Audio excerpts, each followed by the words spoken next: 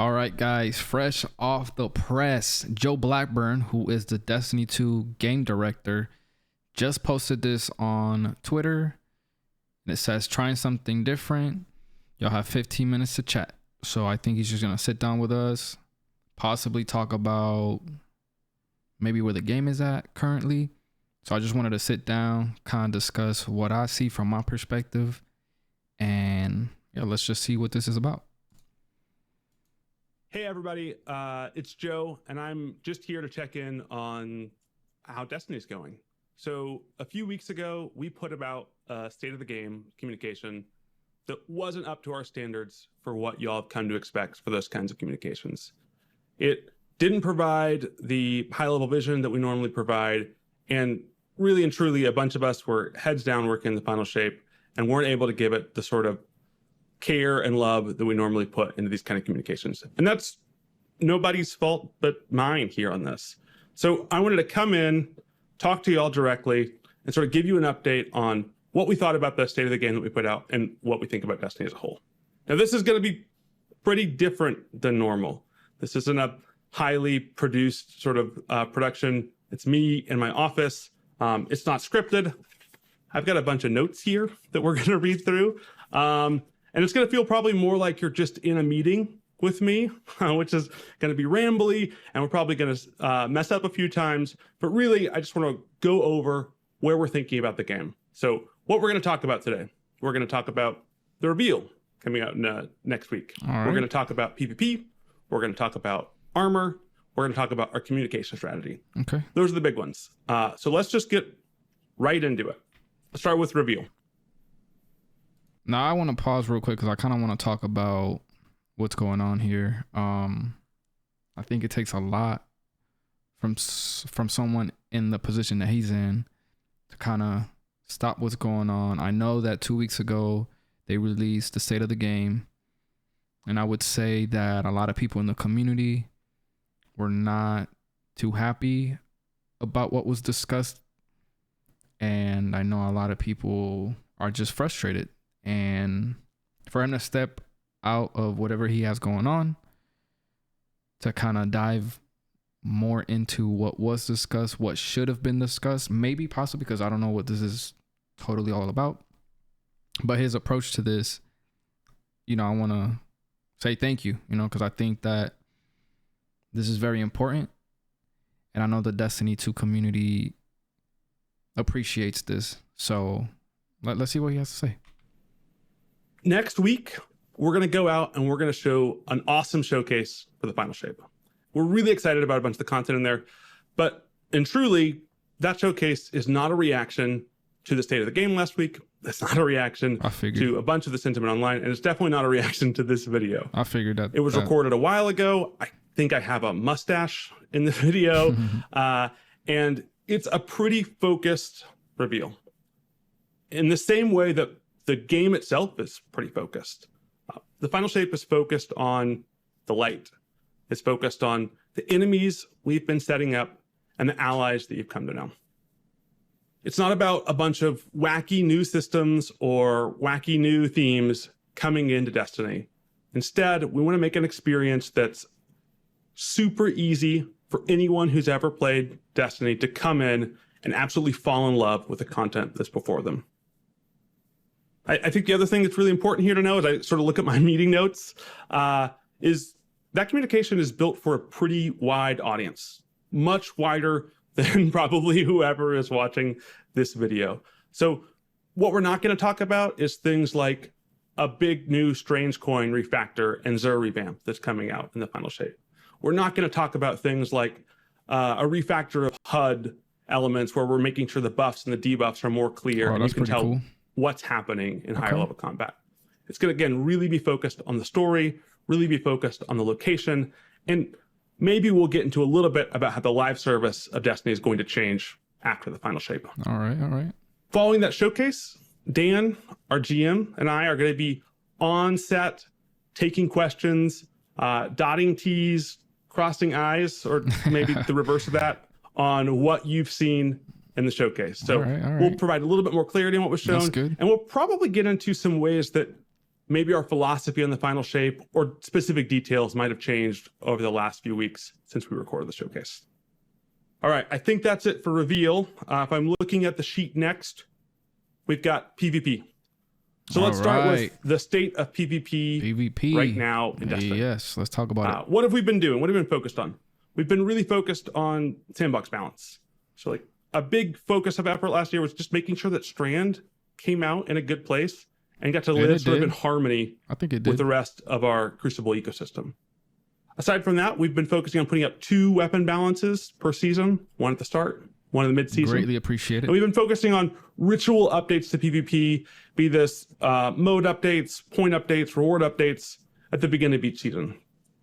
Finally, if we flip over to our agenda, we've been focused on making 1 new map and a few reprises a year. Now, all that aside, I think it's fair to say this approach is not producing the Crucible that our players expect us. So what are we going to do? How are we going to change? Yes, sir. First, let's talk about maps. It's clear that the sort of slow trickle of PvP maps isn't having the effect we want. And although it gets an injection of PvP maps every so often into the ecosystem, it's also forcing this like 1 new map a year. It means you're trying to build a map that has to do everything, which means it can't be good at anything. So next year, we're going to change our philosophy. Instead of a slow trickle of maps throughout the year, we're going to focus our effort into a single map pack that's free for everyone. Ooh. So imagine new maps coming in 1 drop, where we can make a bunch of new experiences that can all be good at specific things and adds a big variety in a single drop next year. Okay, now I don't want to critique this at all because we don't know what this is exactly and we don't have it in front of us. I'm excited about this. This is great. It definitely has my attention and I think it will gather everybody's attention and we'll definitely be on top of this. What will this map pack be? Could it potentially be older maps from Destiny 2 that were removed? Or maybe Destiny 1 maps? Or are they going to be new maps? I don't know, right? I think the best announcement out of that is that it's going to be free. Because I know a lot of people feared that if there was some sort of add-on to the game as far as maps for PvP, that it would be sold, right? And hopefully this helps with that argument because I know a lot of people were very worried about that. So far, I'm excited. Now, this is a shift from our strategy. So it's going to take us time to sort of understand the details of what we're putting out here and getting that out to y'all next year. All right. Okay, maps are great, but we still really believe that PvP is about the foundation, and new maps aren't going to solve a foundation. So modes. First of all, I'm really excited about what's coming out in Season 22, first with Checkmate. Checkmate is a mode all about that sort of primary fire. I'm very excited. Basic weapon excellence of Bungie games. Yes. Being able to show that excellence in a PvP setting. I'm excited about that. It's what a bunch of our like really marksman style PvP players have been asking for a long time since Destiny 1. And we're finally going to put a mode like that in the game. And I'm super excited for a bunch of those players to get that experience starting right away in Season 22. Listen, I love Destiny 2. I love the space magic. I love the abilities, the supers, and all of that. I really do. It is part of the game. You know, you have to accept it and play this game with that understanding that, you know, it's just not your typical shooter. There's different aspects to it that make this game feel amazing and it makes it fun. But in the PvP sandbox, in my opinion, this is my opinion. This is just me. I believe the core part of the game is the feel, the gunfights, and just the combat in the game.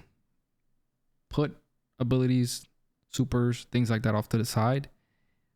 Just fundamentally from a, you know, first-person shooter aspect of getting in these gunfights, dueling it out with somebody, it is very satisfying. So I'm really excited about this playlist that's coming because I know it's something that a lot of the PvP community has been asking for, a game mode where the focus is on marksmanship, primary fights, and not so much about abilities. So I'm very excited about this, and I'm glad that he's talking about it, because it shows me at least that they're focused on that and they understand that the community wants that. Next, we've got Relic. And so Relic is a different kind of mode, and it sort of is a building off of these experiments that we've been doing with things like talking about Fortress or Eruption, where it's about this quality Destiny sandbox experience of your guns and your powers that escalates when you succeed in sort of a crazy mayhem-like experience. And we think the balance of those two things is a really great time to sort of spin away from other parts of the game and get the full spectrum of what Destiny has to offer. I'm really excited about things like Fortress, and I'm really excited that Relic is going to provide an experience like this that is both fun. It's a fun playlist. Fun for people that are really good at slaying out, and also has these sort of like high octane hijinks moments to it. Cool with me, But that's what we've already committed to. So let's talk about some new things that we think we need to do. One, we know we need to bring more of our modes into the core playlists. We've been putting a lot out in labs. We've been putting a lot out in Iron Banner. And to be honest, there's a few obstacles to us putting these into our core playlists, be this VO or small bug level issues that we just were like, I don't know if we're ready. I think that has been blocking us from doing the right thing here. So we're going to take on some of that bug wake. We're going to take on a little bit of the jank, and we're going to say, no. This isn't worth us not putting into the mode. So we're going to take some of these modes that we've been putting in Crucible Labs, that we've been putting in Iron Banner, and taking them and putting them into the core PvP experience that most of our players experience. Now, I think this is a great way to look at the sandbox, but I just want to make sure that as a consumer, as a player, that it gets executed the right way. I think that there are certain playlist game modes that are fun temporarily, that kind of come and go. I'm not a big fan of locking us in specifically on a weekly basis on a specific playlist. Now, I understand that you don't want to spread the PvP community within each playlist thin, because then you're just not going to have enough players. So I understand, right? And that's that balance of knowing when to stick something in the game and when to remove it, when to have something long-term, short-term. And I understand, man, it's got to be so frustrating, or I wouldn't say frustrating from a dev point, but more so just complicated is the word, of when to fit things in. So I'm excited to see them bring modes and maybe to the core playlist. But I know that, for example, myself, Control, Clash, modes like that, I know they've been around forever, allow for the type of play style and the fun, gunfights, and just, I just feel like it opens the door for a lot more variety. And, that to me is the way I like to play Destiny 2. But that's just me, though, right? So let's see what more he's thinking. We've also heard a lot about comp, and particularly about the way that we reward points in comp. So that's tough. We want to take a new approach to the way that we're balancing points in comp. Yeah. Right now, we think it's just weighted too much on your personal MMR versus the people you're playing against. And when you win or when you lose a game, it can be really unpredictable how many points you get. Yes. We're going to go to a simpler system where winning or losing just matters more. Okay. Dope. Finally, we want to get great modes like Countdown Rush into competitive, and get modes that people are less excited about, like Rift, out of the rotation. Yes. Making that competitive experience more about the game mode that our players enjoy. Thank you. Yes. Okay, so we've talked map strategy. We've talked modes. I want to talk one other effort we want to do here. We're going to bolster what we call a PvP strike team. Throughout Destiny development, we've built strike teams for efforts before. This has probably been sort of invisible to you all in the audience, but in moments like in between Curse of Osiris and Warmind, we built a strike team for Destiny investment. This team was sort of built around hey, how can we make it more rewarding and more enjoyable to just get stuff in Destiny 2? This team built stuff very quickly, like what would eventually become the masterworking system. Oh, They also went through, knocked out a whole bunch of bugs, knocked out a whole bunch of quality of life issues. that's dope. That's dope. We're going to take the same effort and we're going to build a PvP strike team around the same principle, but have it focused on the Crucible. Okay. It's going to be led by PvP developers, and it has a really interesting playbook for how this works. And that's that first the team decides what they want to do. They as a team get together, say, hey, these are the changes we want to make. Those changes go through me. They go through our systems CD.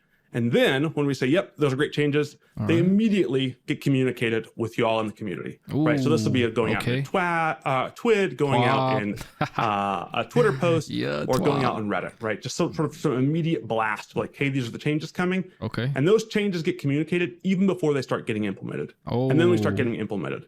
We found this formula is a really successful way for us to be able to push through changes quickly into the community. And I think one of the most exciting parts about these strike teams is we build them based off of community feedback. So these strike teams are built from the ground up to look at, hey, what are the pain points that are hitting our community the most? Okay. And so all this list is going to be built and burned down from, hey, these are the big issues the PvP community is looking at in Destiny. All right. Okay, so what I'm getting out of this, and listen, Joe, I love you. Thank you for doing this again, like I said at the beginning of the video. And it's no knock, man. Like I'm past this frustrated state of battling out with people and like within the community, because it just, like, we know what's going on. It's been going on for some time. I just want to have a discussion here, and I think that is the most important thing. I'm glad that he's bringing this up. This gives me this thing in the head where I'm thinking that maybe what we have been saying for some time could potentially be true.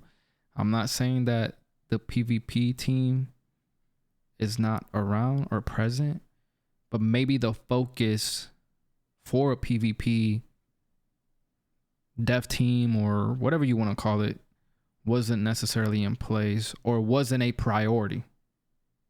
Because clearly the game is getting some changes here and there, but not necessarily from a focused team that's like there for that. And I know that has been like the biggest frustration within the PvP community. So this is great. I hope that this team is able to do what they want to do for the community, for the sandbox, and just for the game, for the health of the game, because that's the most important thing here. So I'm really glad that this is being done. I think this is very important. I think we needed this. I'm excited. I'm excited to see what happens and what we get out of that. So hopefully you guys are excited too. All right, I think that's the end of the PvP part of our agenda, if I'm looking at our notes here. Okay. I think we're now going to talk about armor. It's probably been a while since we talked about this part about armor, but we might have talked about it before. I want to start with just talking about like armor visual categories in Destiny. So at the top, we've got what we call aspirational armor. This is stuff like raids, trials, dungeons. Right. We want the armor that comes from these activities to be flashy, or to like really talk about the core of what that experience is. Okay. It's really important that when players earn these armors, they feel proud, they want to wear them, they want to show them off in the tower. Next, we've got silver, right? This is armor that you can buy for the store for silver. It's important for us that this feels like it's sort of breaking the mold of what you could expect in a Destiny game. It's our place to experiment with stuff that's a little bit fourth wall breaky. Right. And importantly, we want anyone that spends silver on armor to feel like, hey, it was worth it, right? Like I got my money's worth when I spent this armor. It was cool. Right. Then we have what I call narrative armor. This is the stuff that you'll see in any sort of our marketing trailers. This is the stuff that you earn in the season pass. It's the stuff that you earn in the post game of a campaign. And it's really about driving home what that specific moment in time was. Okay. So in season 21, it's deep sea diver armor, right? In Witch Queen, it's sort of like weird paranormal detective armor. You'll see what it is in the final shape here in a week or so. But that armor for us is really about like driving home this clear, consistent fantasy of like, oh yeah, I was there. I remember that time in Destiny. Okay. Finally, we've got rituals and blues. And this space has always sort of been about that core Guardian fantasy.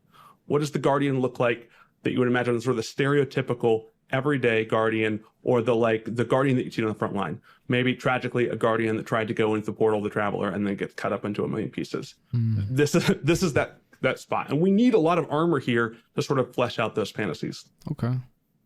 Now, sometime in the middle of last year, we sort of reevaluated our priorities on armor, and we said, hey, we need to be spending more on the armors that people care the most about, the people that earn, that spend, that do all this to this so they can sort of get these armors in the game. So this is like our PvP stuff in trials, our aspirational stuff in raids and dungeons, our narrative stuff. We thought we weren't consistently hitting the bar enough in those looks. And I think that since that initiative, we've been really successful in this. We've put out great stuff in terms of like cowboy armor for Spire. Yeah. We've put out awesome stuff in the Root of Nightmares raid. And we've put out a bunch of awesome armor sets for sort of a deep sea fantasy last season and Season of the Deep. Okay. Now, what we failed to do when we reprioritized, hey, where are resources going, is communicate this to you. So we knew that when we made this change, we weren't going to be able to make a ritual armor set every single year. And we thought, okay, well, that's fine. We have a lot that fits this sort of base Guardian fantasy. But we should have communicated that out to you.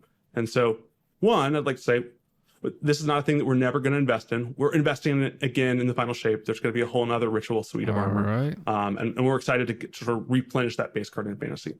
But just because we're doing that in the final shape year, that doesn't mean that we communicated this soon enough. So also for this year, we want to take an armor set that we were going to put in the Eververse, and we're saying, no. We should have communicated this earlier. It's really important that our fans can trust us. Let's take this armor set that we were going to use in Season 22 for the Eververse set, and let's say, no, it's going to be free, and we're going to put it as a ritual rewards. So next season, before the end of the season, you should see a brand new armor set that you can earn through playing Strikes, Crucible, Gambit as like a ritual reward for doing this, a brand new armor look. Again, we're confident in our strategy going forward. We believe this is the right priority going forward, but also it's our responsibility to communicate this stuff sooner. So we want to make sure that we're doing the right thing by all the fans. All right, so I want to talk about armor because I understand that armor and, Crucible, raids, or let's just say trials, raids, just the high tier stuff. I do understand that armor specifically, as it should, in my opinion, it should have like this level of like, oh, I want that. You got to go work for that. You got to go get that type thing. And I understand like the layers and the levels that he's bringing up, but as someone who really enjoys the look, and I mean, I think the whole community does, I would say, we all have this thing of fashion in Destiny. And I just think that the way they went about it, which I'm glad that he's communicating about it now and he's talking about it, of just saying, we put resources to making this armor, but nobody's using it. I guess is understandable, but it's also one of those things where like if it was armor that like people actually like, that it actually looked good. Again, I understand the tiers here, but I think that it would be awesome, is what I'm basically saying, that if they gave a little bit more effort into putting armor that people want, and that would drive them to have that feedback of like, oh, okay, cool, yeah, let's do this. Like, we're doing something that they're enjoying and they like.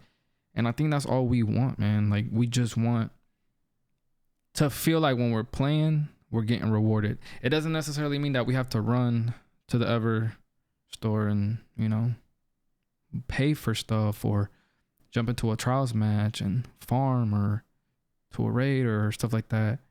I think the core game should still have some sort of love. And I'm not saying it has to be like top tier, but I feel like a little bit more could be done. That's basically what I'm trying to get at. I'm sorry to run around, but that's essentially what I'm trying to say.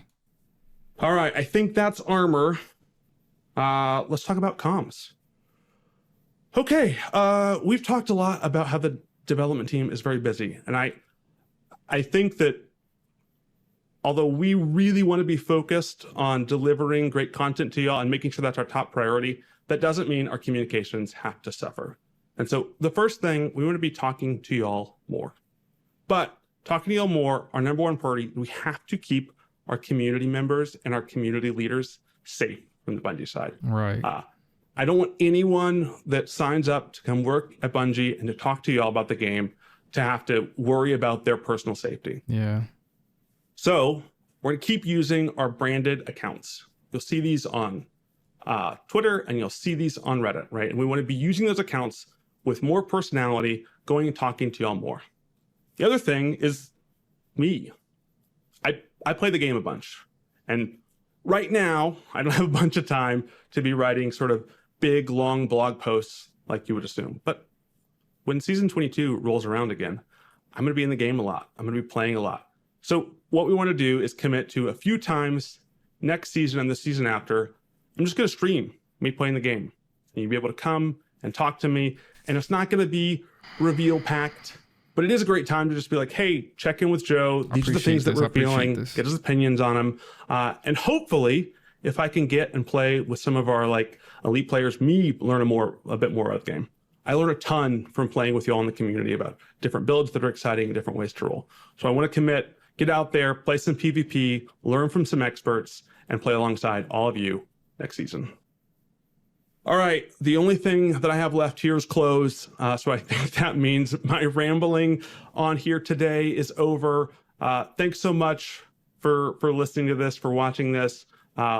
Really excited to see a bunch of y'all next week at the reveal. Bye.